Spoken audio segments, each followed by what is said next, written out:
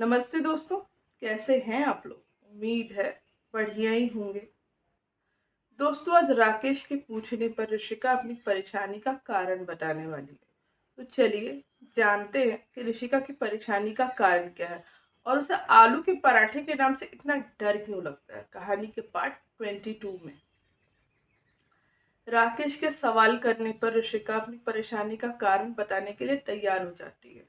पर ऋषिका जब उस घटना को याद करती है तो वो परेशान हो रही है। उसे डर लग रहा है, उसे घबराहट हो रही है,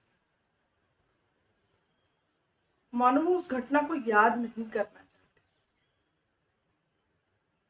तभी राकेश ऋषिका के पास आकर बैठता है, उसका हाथ पकड़ता है और बोलता है, देखो तुम परेशान मत हो, डरो मत, मैं हूं ना तुम्हारे साथ।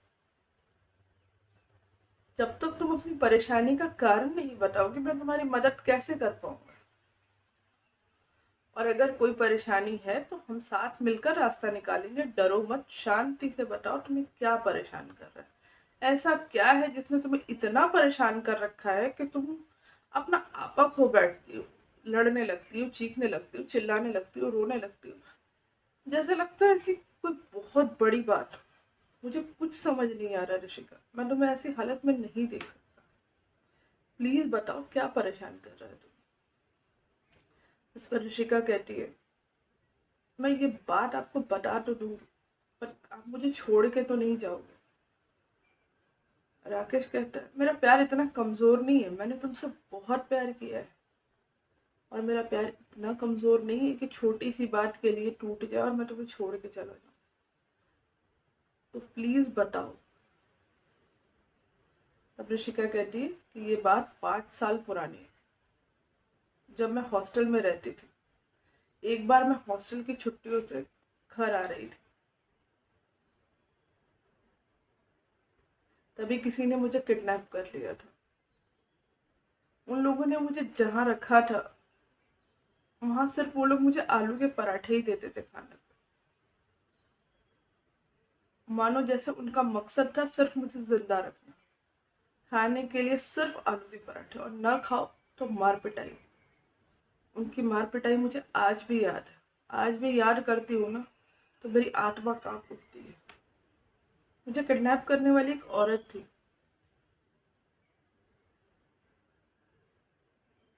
मैं भूल नहीं पाती वो चीज़। उन चीज़ों को भूलने में मुझे बहुत वक्त लगा है। मुझे आज भी वो पल याद है जब मुझे ऐसा लगता था कि इस औरत ने मुझे सब लोगों से दूर कर दिया है। तभी मैंने उस रात आपसे कहा, मैं गुस्सा हुई कि वो आपको भी मुझसे दूर कर देगी, क्योंकि मैं आपको खोना नहीं चाहती। मैं आपसे बहुत प्यार करती हूँ। ऋषिका के चेहरे पर डर और प्यार दोनों दिख रहा है। वो सच में राकेश से बहुत प्यार करती है। वो नहीं खोना चाहती राकेश। उसका डर उसके हिसाब से तो सही था, क्योंकि जो उस पर बीती है उसका दर्द सिर्फ उसे पता है। वो राकेश से बहुत प्यार करती है। इतना बोलते ही ऋषिका रोने लग जाती है और राकेश उसे अपने गले से लगा लेता है और कहता है, देखो मैं हूं ना तुम्हारे साथ, डरो नहीं, भरोसा है मुझ पर। ऋषिका कहती, हाँ, खुद से भी ज्यादा। तो जब मुझ पर भरोसा है तो फिर डर किस बात का। मेरे होते हुए तुम्हें कोई कुछ नहीं कर सकता। तुम तक पहुंचने के लिए पहले अब किसी को मुझसे गुजरना होगा। मैं तुम्हारे आगे खड़ा हूँ। तुम इतना डर क्यों रही हो? और ये तो हुई पुरानी बात। इतना परेशान मत हो, मैं तुम्हें ऐसे रोते नहीं देख सकता। ऋषिका को एक अजीब सा सुकून मिल रहा था, मानो कोई उसे समझने वाला मिल गया हो। कोई उसे ऐसा मिल गया हो जो उसे जज नहीं करता, उसकी तकलीफ समझता है।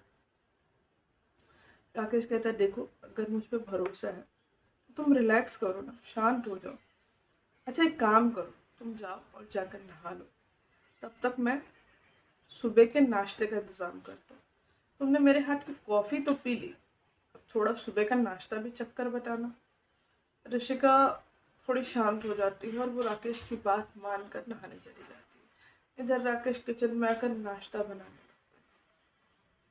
राकेश नाश्ता बना ही रहा होता है, तभी उसके दिमाग में एक बात बार बार आ रही है, किडनैपिंग की बात। और ये इमोशनल ट्रॉमा होना, डर होना, तो एक समझ में आता है कि किडनैपिंग के बाद डर होता है इंसान में, हो जाता है। कुछ ऐसी घटनाएं घट जाती हैं जिसके कारण इंसान के मन में डर बैठ जाता है। पर ये फोन कॉल का क्या चक्कर है?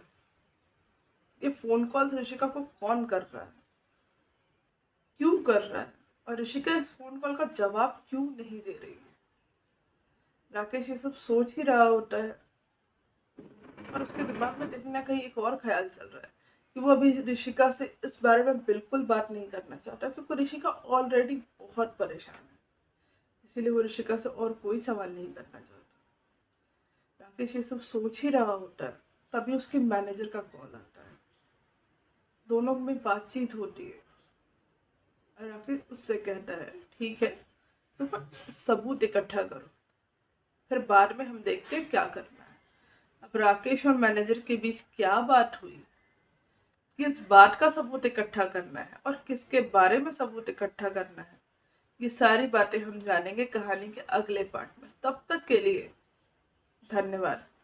और हाँ, प्लीज़ चैनल को सब्सक्राइब कीजिए, वीडियो को लाइक कीजिए और बेल आइकन प्रेस कीजिए। प्लीज़ चैनल को सपोर्ट कीजिए।